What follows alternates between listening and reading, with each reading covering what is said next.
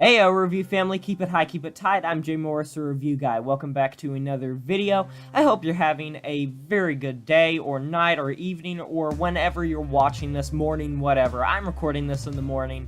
Not sure when it's gonna go up, because a lot of times I will record videos that are meant to go up later. So, I'm back to bring you another album review, and this is a bit of a throwback review. It's one that I wanted to do because I've covered this band fairly extensively, and they're one of my favorite bands. Obviously, if you haven't checked out like my favorite band videos, you will know that Born of Osiris is one of my favorite bands. They're they're always going to remain in my top 20 or below, most likely. And a lot of times they even border on like the top 10, the lower top 10s, but that's all besides the point. Today we're going to be talking about The Discovery by Born of Osiris, which is an album that I have not been able to get yet, which I definitely want to get. Hopefully I will get it fairly soon, but this is an album that everyone considers to be their magnum opus. They think that this is the album, the end-all be-all Born of Osiris album, the only one that features Jason Richardson, which, if you're unfamiliar with him, he is the guitarist of Born of Osiris. This was the album that featured him. This was the album that people say has the best guitar playing. And Jason Richardson was also in All Shall Perish. He was also in what's it called? I'm drawing a blank. Chelsea Grin. That's another band he was in, and he's also a solo project person now. But overall, I don't think The Discovery is personally their best album by my standards, by me, and that's something that I want to say. I'm probably not going to make any friends with this review.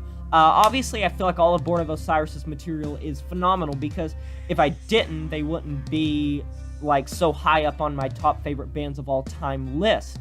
But I don't think this is their best album, and I'll get into what I believe is their best album later on in the video. But for now, I want to kind of talk about this album and why I don't really think it's their best. And boy, if I didn't make any friends with the Skeleton Witch review of their new album, which I pretty much trashed that album. I gave it a 4 out of 10, spoiler alert. You can watch that video, it's up on the channel.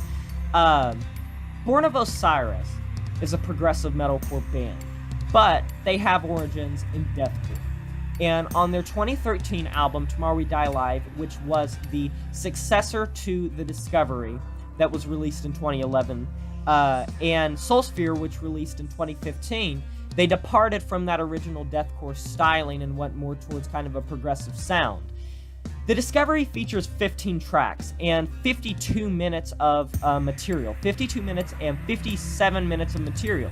And if you didn't know, that's kind of bold for a deathcore album or a progressive metalcore album, because it's not necessarily unlikely or like uncommon for albums in this genre to be in the 40-minute range, but for 52 minutes, that's a fairly long album when it comes to this genre. And people praised how a lot of the tracks were diverse, how the flow of the album, for being so long and having so many tracks, was very impressive, was very well done. And I have to say that the flow of the album does go over well.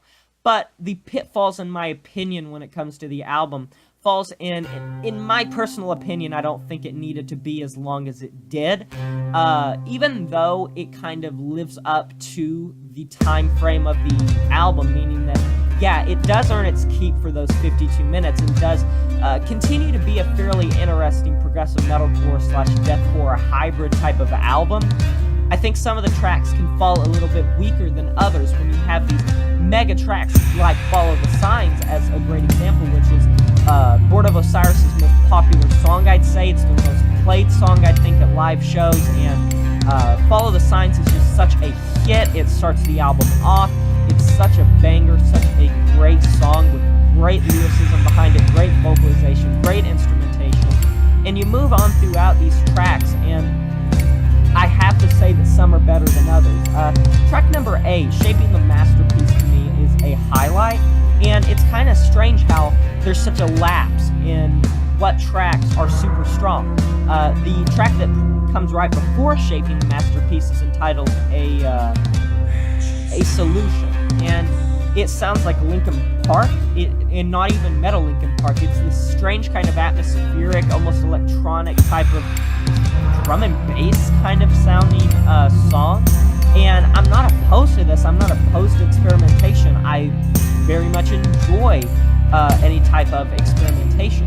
I just feel like for an album that's 52 minutes, sometimes it doesn't really live up to the time frame of the album. It doesn't really earn its keep in terms of each song being as good as the next. And I don't really blame that on Born of Osiris, because when you have almost an hour-long album, especially in this type of genre, or these two genres, and you have 15 tracks, it's going to be so difficult to make that album different than like other albums in the field, let alone make all 15 tracks be new, different, and excel. But I still think this is probably their second best release. For me, I still really think that Tomorrow We Die Live is their best album for me, and I know that's going to get me so much hate. I'm not going to make any friends by that statement. I think The Discovery is better than Soul Sphere, although I really enjoy Soul Sphere, and The Eternal Rain, went back to form a little bit because it was a new recording of The New Rain on its 10-year anniversary, and so they were covering some of their old Deathful material, which made it to where they kind of had to bring back some of those stylings, but they still had that progressive metalcore tendency that they've been developing.